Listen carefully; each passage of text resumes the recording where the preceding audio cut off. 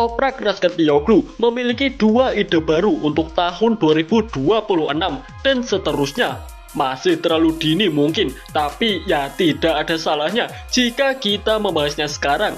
Jadi, aliansi Toprak Razgatlioglu dengan BMW akan bertahan setahun lagi jika tujuan utamanya tercapai. Pemenang gelar kejuaraan dunia World Superbike ini mengincar satu kursi di MotoGP pada tahun 2026. Ia tahu bahwa langkah itu memerlukan pencarian pabrikan baru karena BMW tidak akan berkompetisi di MotoGP dan tidak akan melakukannya juga di tahun depan. Mungkin bisa di tahun 2027 jika pihak Dorna Sport tidak menutup pintu untuk pabrikan baru. Kehilangan Suzuki saja masih belum ada penggantinya. Sekarang ditambah dengan kebangkrutan KTM yang disinyalir akan menarik diri dari MotoGP setelah 2025 ini selesai. Alasan Toprak sangat ingin ke MotoGP karena memang di World Superbike bakatnya sudah terlalu sulit untuk dibendung dan MotoGP menjadi tempat yang cocok bagi El Turco untuk mencari tantangan baru. Selain ada bakat, ia juga sedang berpacu dengan usia sang pembalap yang kini sudah berusia 28 tahun.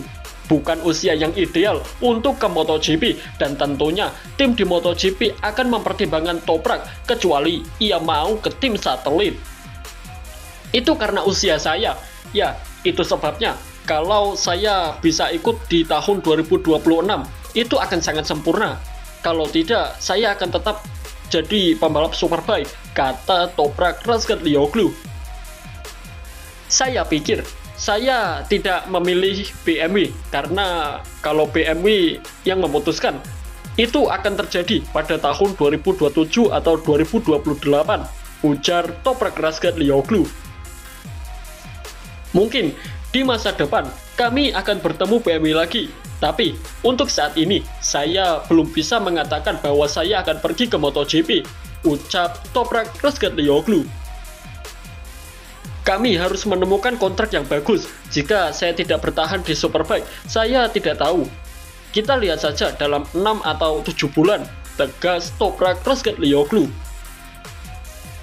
Gagasan bahwa bakat seunik Toprak Razgatlioglu akan tersedia untuk tahun depan pasti akan menarik minat para bos tim di MotoGP.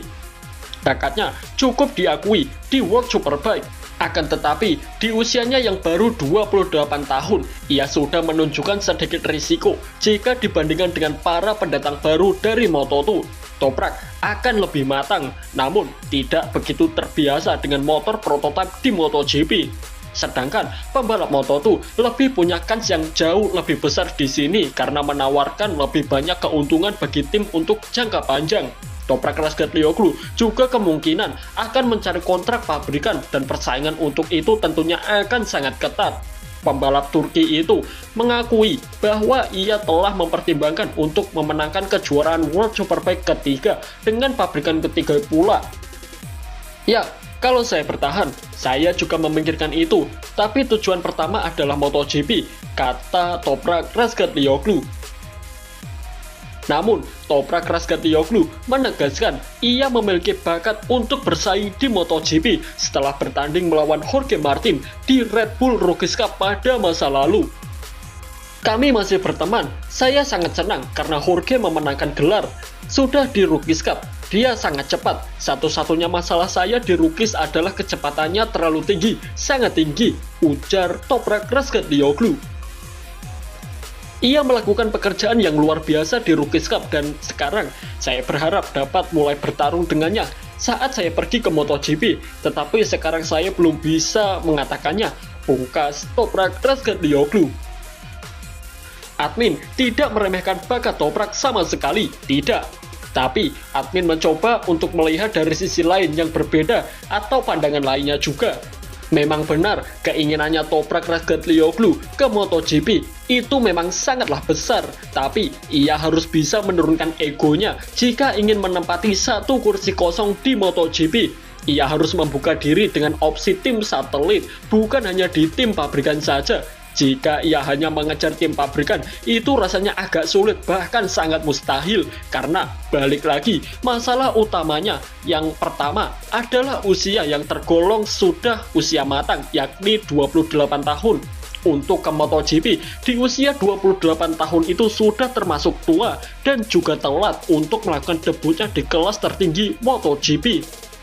Jika opsinya adalah tim pabrikan, ya mohon maaf saja, Toprak bukanlah opsi jangka panjang. Karena tim pabrikan bukan hanya mencari pembalap yang sudah matang saja, melainkan juga mencari talenta yang mumpuni dan bisa dijadikan tumpuan tim pada masa depan, entah 5 atau 8 tahun ke depan. Jadi, tim di MotoGP mungkin lebih tertarik dengan pembalap Moto2 ketimbang pembalap dari World Superbike. Kedua, Toprak Razgatlioglu sangat minim akan pengalaman di MotoGP. Kita perlu sepakat di sini, jika Toprak memang minim pengalaman di MotoGP, Toprak Razgatlioglu tidak akan terbiasa dengan motor prototipe MotoGP, karena ia hanya menggunakan motor produksi massal yang di-upgrade sedemikian rupa untuk keperluan balapan. Bukan tidak mungkin, kecepatan Toprak yang superior di World Superbike ini akan terkekang di MotoGP karena rumitnya motor prototipe MotoGP tak sesederhana motor produksi massal. Dan pembalap Moto2 lebih difavorikan karena memang mereka sudah terbiasa dengan motor prototipe juga. Loh, tapi kan sama-sama minim pengalaman, Min. Iya, memang benar, memang sama-sama minim pengalaman, tapi di Moto2 sekarang juga memakai peranti elektronik ECU yang sama dengan para pembalap yang ada di MotoGP. Jadi, itu membuat adaptasi mereka di MotoGP akan jauh lebih mudah ketimbang para pembalap Superbike yang pindah ke MotoGP. Ketiga, Toprak Razgatlioglu unggul telak di value ketimbang pembalap dari Moto2. Value di sini bukan hanya meliputi soal nominal saja, namun juga ada bakat yang lebih matang, mental yang sudah teruji, branding yang lebih kuat, punya basis fans yang juga jauh lebih banyak, sikap yang lebih dewasa menjadi daya tarik tersendiri untuk menarik sponsor baru, dan lain sebagainya. Jadi, masih ada keuntungannya juga Toprak Razgatlioglu ke MotoGP, tidak melulu soal kerugiannya. Tapi, secara keseluruhan, mohon maaf saja, Toprak Razgatlioglu benar-benar akan kebanting di sini, khususnya di poin pertama dan kedua dari pembalap Moto2. Karena dia datang ke MotoGP tanpa pengalaman di MotoGP.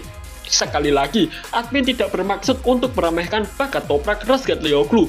Alangkah baiknya jika ia menurunkan egonya jika mau ke MotoGP, atau bertahan di World Superbike dengan mencari tantangan baru dengan tim baru di World Superbike. Masih ada 4 tim yang bisa menjadi destinasinya, misalnya saja Ducati, Honda, Bimota, dan Puchetti Kawasaki.